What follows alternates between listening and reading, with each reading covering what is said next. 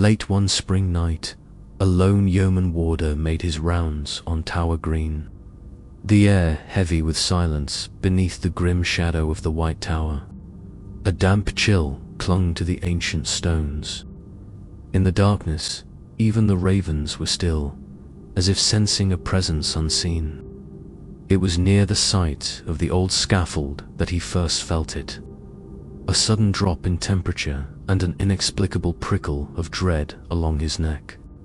The guard's lanterns sputtered as a figure slowly emerged from the gloom. A woman in a grey gown, form faintly glowing in the night. Her posture was regal yet tragic. In her hands, she cradled something against her chest. As she glided closer, the guard's blood ran cold. The object she carried was her own severed head, eyes closed and lips slightly parted as if caught in prayer. For a moment, the warder was too stunned to move. The figure drifted across the green, pale and silent. Though moonlight was scarce, he could discern the rich details of her Tudorera dress and the dark stain at the neck where her head had been struck from her body.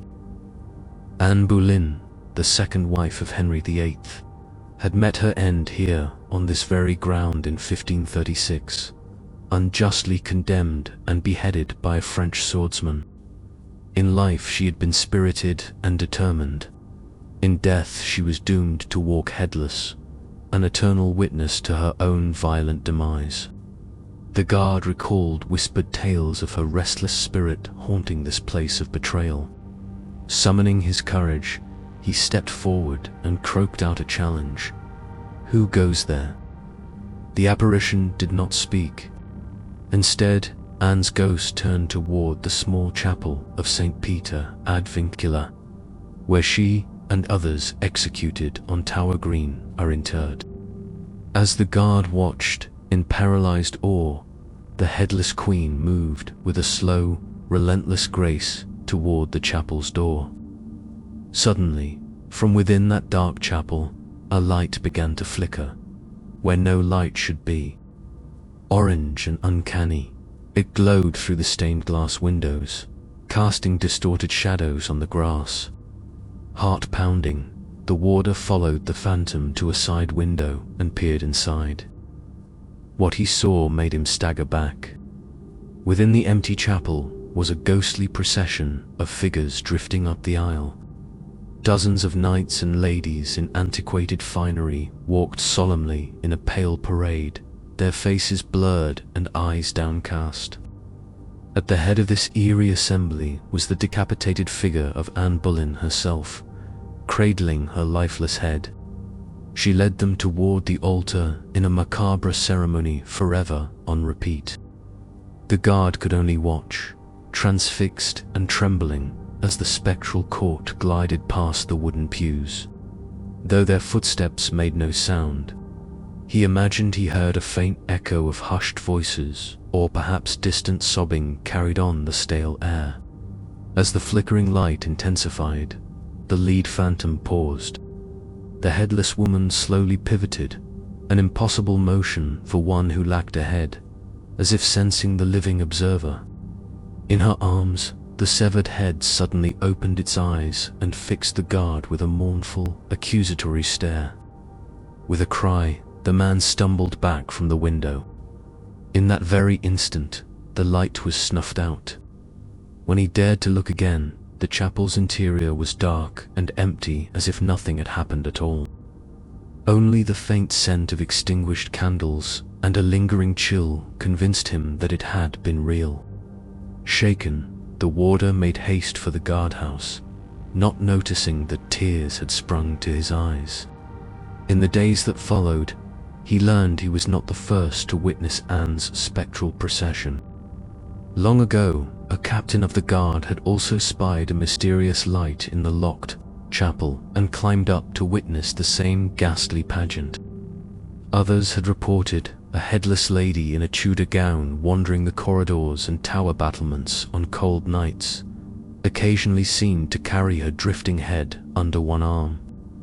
One of the most infamous encounters occurred over a century ago in 1864. A sentry on night duty near the lieutenant's lodgings spotted a whitish female figure drifting in the courtyard where Anne Boleyn met her end. The soldier challenged the figure once, twice, receiving only silence. Steeling himself, he lunged forward with his bayonet, attempting to impale the intruder. To his horror, the blade passed straight through the woman's form, as if through smoke. The phantom stood unmoving, its headless neck inclined toward him in eerie silence. The soldier, realizing he faced nothing from the world of the living, dropped his weapon with a clatter. An icy terror seized his heart, and he collapsed on the cobblestones in a dead faint. Witnesses later found the guard babbling about a headless lady and an otherworldly chill. At a formal inquiry, he described the unmistakable figure of Anne Boleyn, and an officer testified that he too had seen a glowing apparition from his window in the bloody tower that night. Thus the guard escaped punishment. How could he be accused of deserting his post when faced with one of the tower's most terrifying legends come to life? To this day, Anne Boleyn's ghost remains the Tower of London's most famous spectre. Modern visitors and guards alike report sudden cold spots near the Queen's house where Anne spent her final days, or a sense of unseen eyes watching from the chapel pews after dark. Some nights, the doomed Queen's subtle lavender perfume drifts by on an inexplicable breeze.